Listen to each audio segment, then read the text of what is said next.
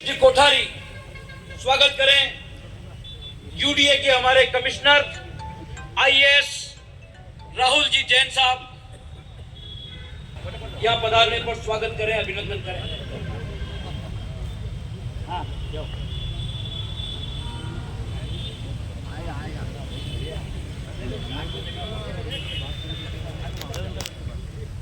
SP साहब योगेश गोयल जी,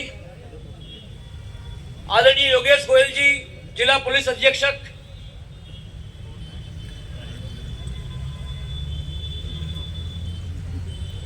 मैं आग्रह कर रहा हूं एसपी साहब से, पूर्व में निवेदन किया था आपको मंच पर आपके स्वागत के लिए। रमेश जी जैन पार्षद, पूनम सिंह जी रावत, ज्योति जी लोहार, हमारे पार्षद रमेश जी जैन, ज्योति जी लोहार, कुसुम जी, एसपी साहब का यहां पधारने पर स्वागत करें, अभिनंदन करें। आज ये शहर बहुत कानून और व्यवस्था की दृष्टि से, मैं माननीय हमारे देहात जिला चंद्रगुप्त सिंह जी से निवेदन करूंगा मंच पर अपना स्थान ग्रहण करें। माननीय चंद्रगुप्त सिंह जी वैसा मंच पर स्थान ग्रहण करें। भारतीय जनता पार्टी के देहात जिला अध्यक्ष चंद्रगुप्त जी, आपके स्वागत के लिए। राजकुमारी जी गन्ना, संतोष जी मेनारिया और ललिता जी मेनारिया से आग्रह कर रहा हूं कि देहात जिला अध्यक्ष चंद्रगुप्त जी का यहां पधारने पर स्वागत करें, अभिनंदन करें। आरती जी बसीटा भी साथ रहे। भारतीय जनता पार्टी देहात के जिला अध्यक्ष चंद्रगुप्त जी साहब चौहान का स्वागत हो रहा है, अभिनंदन हो रहा है।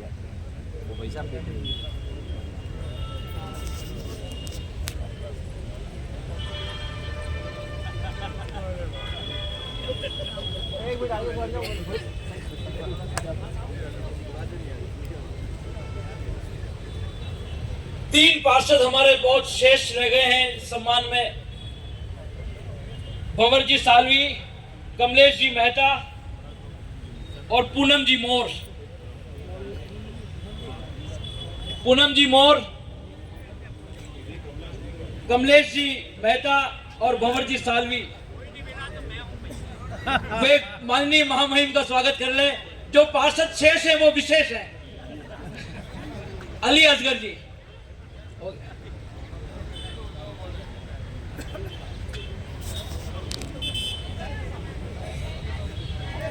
शहनाज जी भी बता रहे हैं, शहनाज जी भी बता रहे हैं। गुलाब जी का स्वागत करें। जो भी शेष रह गए हैं, हिदायत जी भी बता रहे हैं। हिदायत जी तुला आ जाए थोड़ा, जो और कोई पार्षद जो रह गए माननीय गुलाब जी साहब स्वागत करें। हाँ, धीरज और जो भी पार्षद रह गए वो शेष, वे महामहिम का स्वागत कर लें।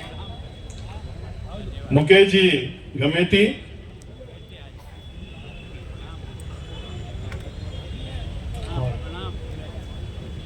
थोड़ा करो सब आ जाएंगे और अपना ही छपेगा, बाकी छपेंगे नहीं।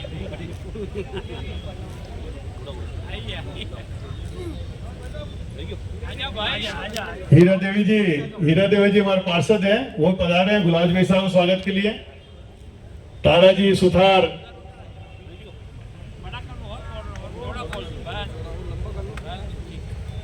सभी पार्षद गुलाब जी साहब का स्वागत करते हुए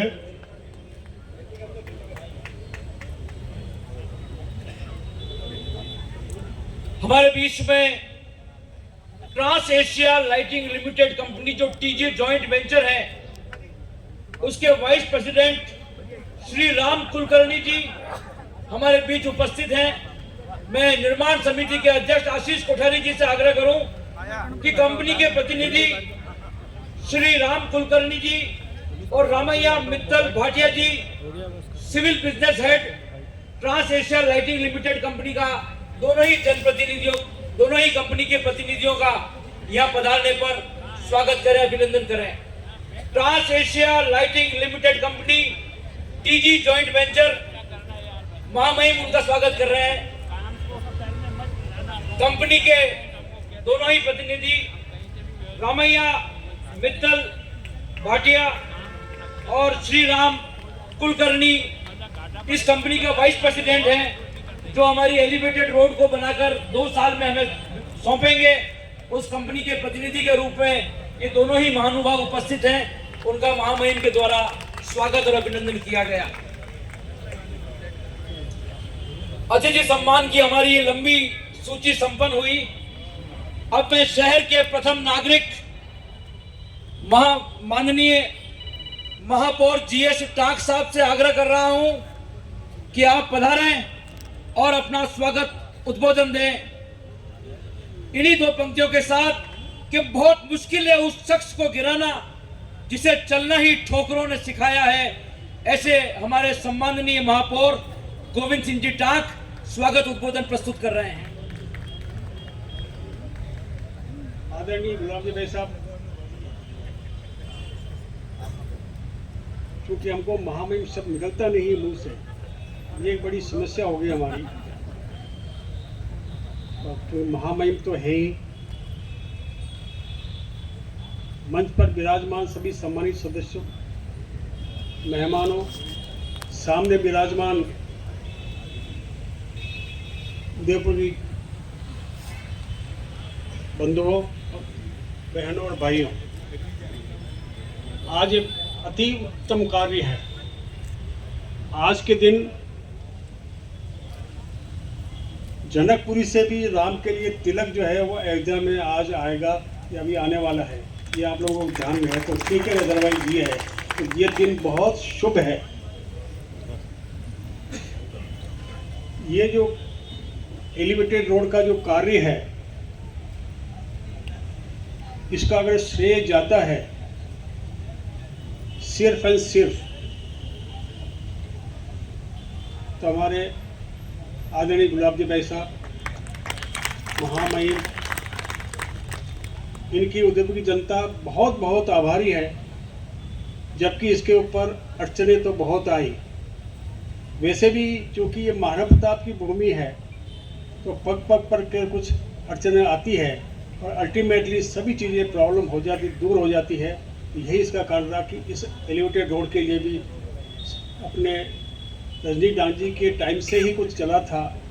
इसके पहले भी शिव किशोर जी सनाड्य थे यूआईटी के चेयरमैन, तब भी कुछ कार्यक्रम कुछ हुआ था, पर अड़चनें आती रही और अल्टीमेटली जैसे वो कहते हैं ना कि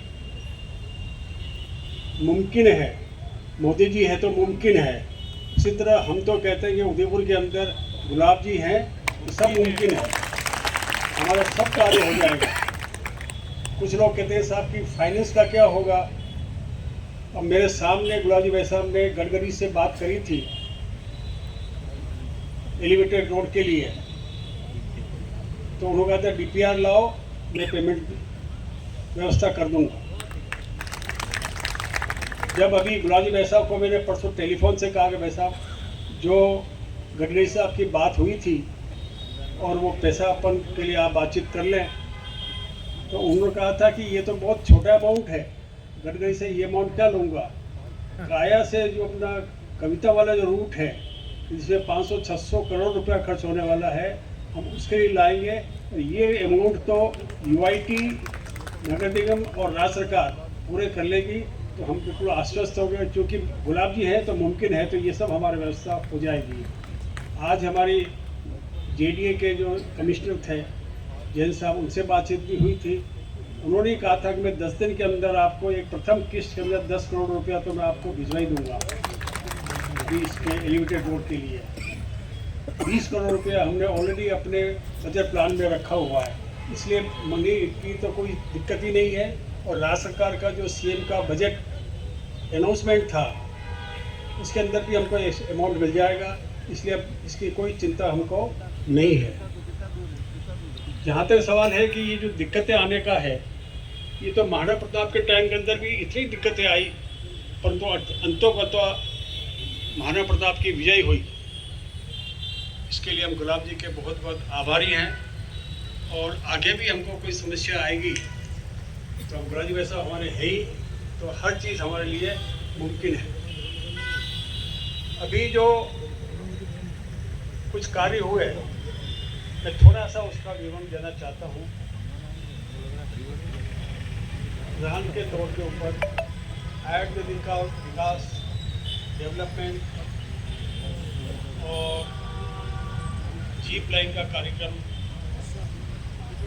और भी ऐसे अनेक कार्यक्रम है कि जैसे गोवर्धन सागर को पिछोड़ा से पूरी तरह से केनाल से जोड़ना, और एक सबसे बड़ा जो उदयपुर का जो एक टूरिस्ट पॉइंट ऑफ व्यू से जो इम्पोर्टेंस है कि झीलें भरी दिखनी चाहिए। तो आज स्थिति ये है कि हमारी झीलें सब भरी हुई है और ड्राई सीजन के अंदर भी पानी पूरा रहेगा। तो ये सब जो गुलाजी भाई साहब ने जो देवास योजना के थ्रू अप्रूव करा करके और कार्य कराया, तो इससे डायरेक्टली इनडायरेक्टली कितने ही उदयपुर के लोगों को एक तरह से आजीविका मिली, और उसके लिए भी हम लोग सब गुलाब जी के बहुत बहुत आभारी हैं। या तो सवाल है कि जो एलिवेटेड रोड का है, ये सिटी स्टेशन से प्रारंभ होगा और कलेक्टर रेजिडेंस के थोड़ा सा आगे जाकर के वहाँ पर ये समाप्त होगा। करीब 2.7 किलोमीटर इसकी लंबाई होगी और इसकी जो चौड़ाई होगी ऊपर टॉप पे वो 40 फीट होगी, यानी करीब ये 3 लेन के बराबर होगी। है ये 2 लेन, पर ये इसकी जो ट्रैफिक जो है वो 3 लेन तक जा सकता है। इस तरह का अंदर स्ट्रक्चर हुआ है। जहाँ पे सवाल है कि साहब ये तो नीचे रास्ता रुक जाएगा, तो कोई रास्ता रुकने वाला नहीं है। अभी जो ऑलरेडी अपना शोल्डर है, जो मीडियन है, जो बीच वाला जो डिवाइडर है, उसके ऊपर ही एक सिंगल पिलर होगा, वो भी सर्कुलर गोल होगा, और उसके ऊपर 17 फीट बॉटम से जो है वो क्लियरेंस होगा। उसके बाद में 8-9 फीट और ऊपर जाके हमारी रोड लेवल होगी, तो इसका बड़ा अच्छा व्यू होगा और कोई प्रॉब्लम नहीं आएगी और एज भी चलती रहेगी। तो ये जो रोड है, ये अभी इसमें कोई फर्क नहीं पड़ेगा तो साहब कंजेशन हो जाएगा या हमारा कोई बिजनेस का होगा। अब मैं आपको बता दूं कि जैसे बापू बाजार है, तो बापू बाजार के अंदर क्या है, जो भी जिसको भी सामान चाहिएगा, अशोक नगर वाले को, चाहे रेलवे स्टेशन वाले को, चाहे बांसवाड़ा से आने वाले लोगों को भी, तो वो नीचे से ही आएंगे और अभी एजीडी से आते उसमें आएंगे, कोई समस्या नहीं है। तो उनका व्यापार पर कोई इफेक्ट पड़ने वाला नहीं है। सिर्फ जिनका बापू बाजार में डेली गेट के ऊपर सूरजपुर पे कोई कार्य नहीं है, बिजनेस नहीं करना है, वही ट्रैफिक थ्रू होगा और हमारे तक कंडीशन खत्म होगा। तो ये हमारे इससे डरने की जरूरत नहीं है।